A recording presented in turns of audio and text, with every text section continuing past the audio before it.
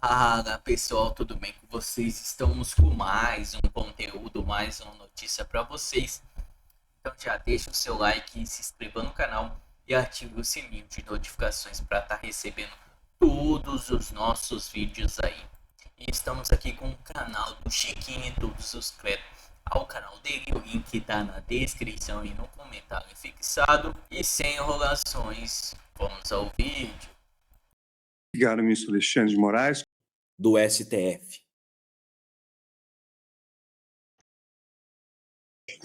Obrigado, ministro Alexandre de Moraes. Gente, Bolsonaro acaba de ser condenado por maioria. Perdemos a batalha, mas não perdemos a guerra. E agora?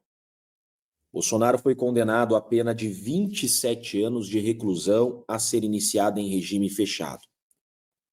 Vai iniciar o cumprimento da pena? Não. A tristeza dos petralhas, ainda há um recurso, eu quero colocar aqui na tela para vocês. O que diz o regimento interno do STF? Vou colocar aqui para vocês, artigo 333 do regimento interno do STF. Diz exatamente o seguinte: cabem embargos infringentes à decisão não unânime, é o que nós temos aqui. A decisão, ela não foi unânime. O Fux votou para absolver Bolsonaro. Que julgar procedente ação penal, é o que aconteceu. Tivemos aqui uma decisão não unânime que julgou procedente a ação penal. O que significa, gente, isso daqui? Significa que agora a defesa do Bolsonaro poderá fazer um recurso, esse que nós colocamos aqui, chamado de embargos infringentes. Esse recurso faz com que essa sentença, não deixa de ser uma sentença, essa decisão, seja remetida ao plenário, para que o plenário decida em definitivo. Nós estamos aqui na primeira turma. A primeira turma, por maioria, deu 4-1, condenou o Bolsonaro, mas esse caso não termina na primeira turma. Como eu disse para vocês, perdemos a batalha, mas não perdemos a guerra. Cabe agora, em razão da divergência do Fux, em razão do voto do Fux, que absolveu o Bolsonaro, cabe esse recurso. A questão é, pessoas estão dizendo e dirão, tá? Vocês ouvirão, tá? Desce um pouquinho, por favor, parágrafo único.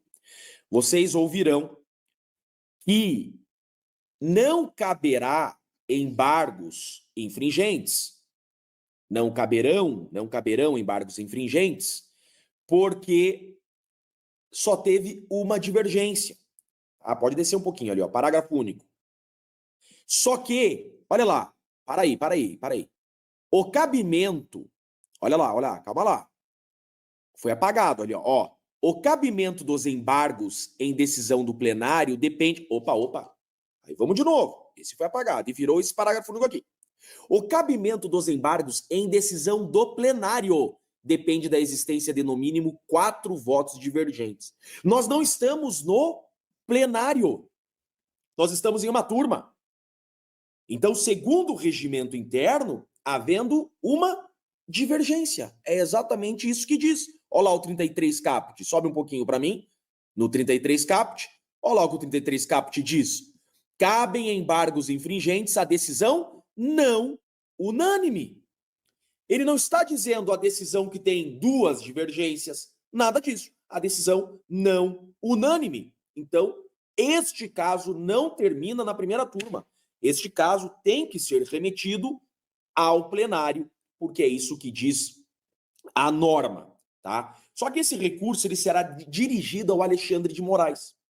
O Alexandre de Moraes, ele poderá bater no peito e dizer, não, tem que ter mais de uma divergência, o que não é exigido pela lei. Agora, fato é que o Fux quer que esse caso vá para o plenário. O Fux tem moral suficiente suficiente para exigir que esse caso vá para o plenário. E os ministros da segunda turma também querem que esse caso vá para o plenário. Então agora, o grande problema será no racha que existe dentro do STF por causa desse golpe que foi dado com essa decisão hoje, uma farsa. Então o problema será o racha. O que o Alexandre de Moraes vai fazer? Ele vai, ao receber o recurso, enviar o caso para o plenário ou vai bater no peito e vai dizer que não cabem embargos infringentes e vai transitar em julgado e mandar o presidente Bolsonaro para o presídio para cumprir pena? Porque se o Moraes disser não cabem embargos infringentes, contrariando a norma, e não conhecer os embargos infringentes, o caso transita em julgado, Bolsonaro inelegível e inicia o cumprimento da pena. Agora, o correto, é isso que eu estou falando para vocês. O correto, agora não sei se vale o correto nesse processo.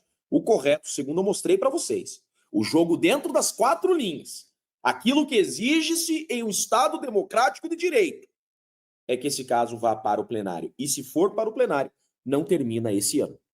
Não tem como terminar esse ano.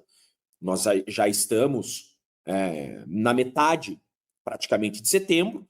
Se esse caso for para o plenário, um processo de 78 terabytes, não tem como os demais ministros, os outros 6 ministros, tomarem conhecimento de todo o processo. Então, vão precisar de tempo para analisar esse processo e a discussão no plenário pode estender até para 2027. Então, gente, Bolsonaro está condenado a 27 anos de prisão, mas ainda não acabou. Não transitou julgar. Então, a dúvida das pessoas. Bolsonaro inicia o cumprimento de pena hoje? Não. A pena só se inicia depois do trânsito em julgado, ou seja, quando não couber mais recurso. Enquanto houver a possibilidade de recurso, ainda não inicia o cumprimento da pena. Então, Bolsonaro não inicia hoje o cumprimento da pena porque ainda cabe em recursos. Tem embargo de declaração, que é no caso de omissão, contradição. Tem embargo de declaração e também, eu entendo que pelo que eu mostrei para vocês do regimento interno, artigo 333, cabe também recurso de embargos infringentes para o plenário. Só iniciará o cumprimento da pena se for condenado em definitivo, ou seja, foi condenado por maioria e não couber mais recursos. Aí inicia o cumprimento da pena. Eu entendo que cabem embargos infringentes e que esse caso tem que ser remetido para o plenário, que é o que o Fux deseja e os demais ministros desejam. Esse é o resumo do que aconteceu hoje. E eu digo, perdemos a batalha, mas não perdemos a guerra. Tem muita água para rolar ainda. Essa foi a decisão com relação ao Bolsonaro. Séria, muito jornalista. Como é que dá para entender? Eu fui, inclusive, ontem, estive no SBT, no jornal do SBT. Essa foi uma das perguntas. Ninguém sabia responder. Por quê? Porque, afinal de contas, o Fux não absolveu todo mundo. E eu realmente não tenho essa resposta. Se eu fosse o Fux, eu teria absolvido todo mundo. Em tese, dá para você pensar que o Bolsonaro, como mandante que era essa imputação feita a ele, como mandante, ele não seria culpado e alguém que executou seria o culpado. Mas, sinceramente, não houve esse golpe. Não houve o golpe, nem no mandante, nem no não mandante, nem no executor, porque ninguém executou. Ninguém executou nada. Chamar o dia 8, que é o que o Fux, no fundo, está fazendo, chamar o dia 8 de tentativa de golpe, é uma loucura.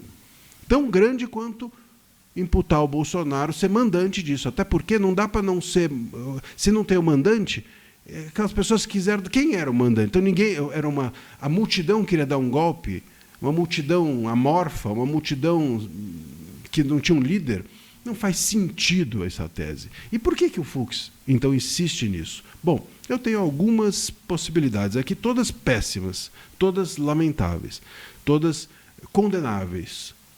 Condenáveis é o Fux. Acho que o Fux, sinceramente, não teve coragem suficiente para absolver todo mundo. A minha tese é assim, algumas teses, tá, que eu vou levantar aqui com vocês rapidamente. Uma delas é de que o Fux não quis mostrar incoerência com o voto que ele tinha dado em relação aos réus do dia 8. Os réus do dia 8, eles foram condenados também pelo Fux. O Fux participou daquilo. Era plenário virtual, aquela história de todo mundo votando em casa, né? Porque no plenário virtual as pessoas não estão ali. Não há um debate. É tudo no computador. E quando o relator põe o voto, se os demais ministros não falarem nada, se ficarem quietos, sabe o que acontece? Eles votam. É quem cala consente. O voto virtual é assim. Então, se o cara não fala nada, votou com todo mundo. Não sei se o Fux sabia o que estava fazendo lá, não sei se o Fux mudou de ideia, não importa, ele tem que ter coragem para bancar, mudei de ideia integralmente. Então, o que ele quis é não mudar de ideia integralmente. Olha, eu mudei de ideia em relação aos mandantes, em relação à competência do STF para julgar esse caso, mas houve um golpe, quer dizer, ele está condenando as pessoas por isso. Então, meus caros, acho que ele não quis mostrar uma contradição muito grande, acabou mostrando uma ainda maior, que é de não ter coragem de voltar atrás. Pô, voltar atrás é bonito, é humano. A unanimidade é burra, muito burra, né? Você sabe que tinha um tratado, eu não sou judeu, sou católico, mas tinha um tratado judaico que dizia isso, que quando 24 juízes eles decidiam a mesma coisa, a pessoa era inocentada, porque não é possível que todo mundo pense igual e esteja certo. Essa era a lei que tinha, e é fantástico, porque é isso, você preserva, né, ali um ar da possibilidade de que as pessoas não estejam sempre pensando igual e certas. Pô, se você pensa igual ao que você pensava há 10, 20 anos atrás, você é um imbecil. Você não leu, você não conversou, você não debateu, você não esteve vivo. Né? Robô pensa igual sempre, o ser humano não. Então, muito bem.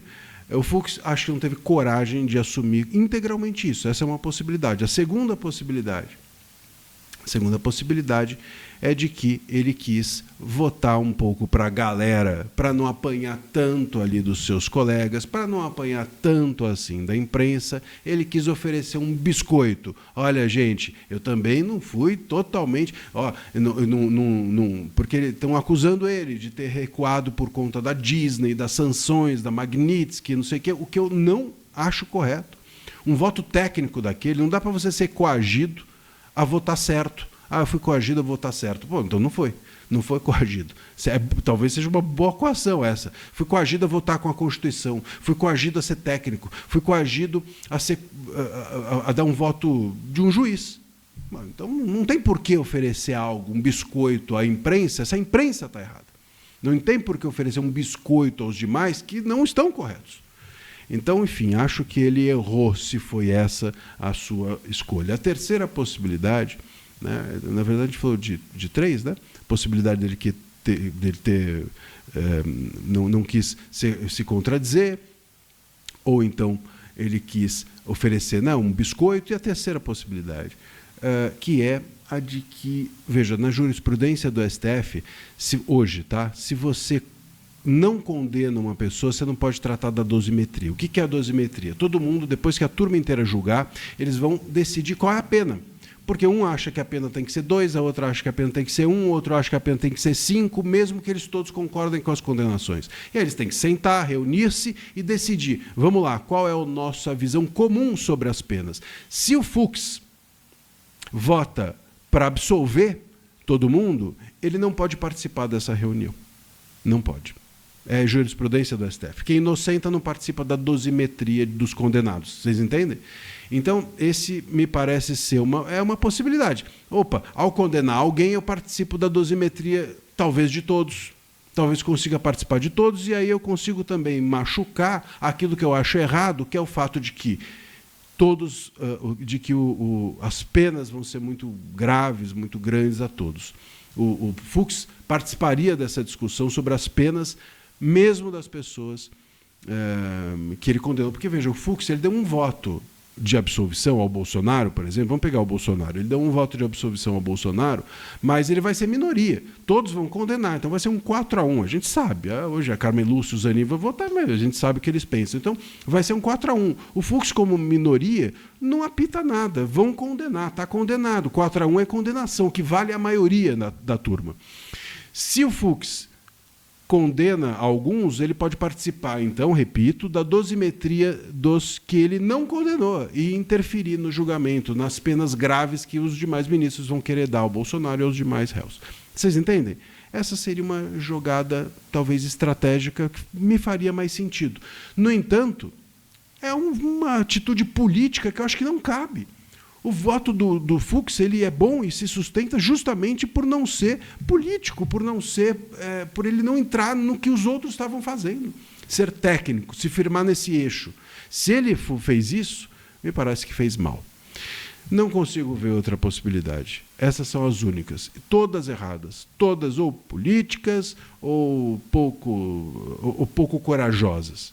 Não acho que o Fux deveria ir por aí. Ele foi técnico, ele permanece técnico. Essa é a grande proteção dele.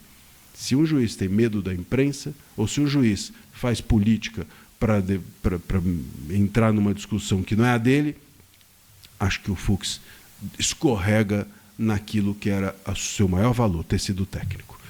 Um abraço.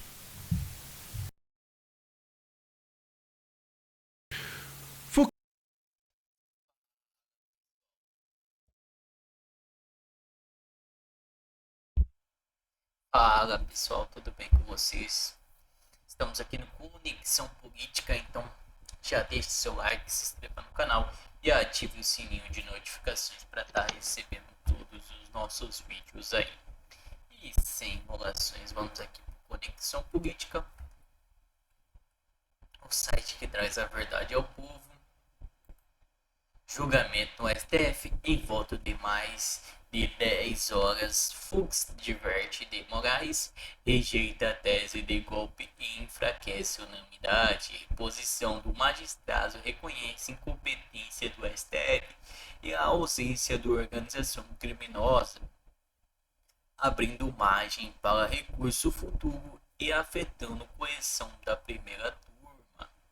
Em voto extenso de mais de 10 horas, o ministro Luiz Fux abriu divergência no julgamento da primeira turma do Supremo Tribunal Federal STF sobre a tentativa de golpe atribuída ao ex-presidente Jair Bolsonaro e aliados. Fux rejeitou as acusações por organização criminosa e tentativa de golpe de Estado, contrariando o relator Alexandre de Moraes, e defendeu a nulidade total do processo por suposta competência da Corte. Segundo Toga, nenhum dos réus envolvidos no caso ocupa o cargo público atualmente, o que, em sua visão, afasta o fogo do prerrogativa de função e, portanto, a competência do STF para julgar o caso. Fux também classificou os atos de 8 de janeiro como resultado de uma turma desordenada, negando que nem tenha configurado uma tentativa condenada de golpe. Uma coisa é uma coisa e outra coisa é outra coisa, afirmou durante o voto.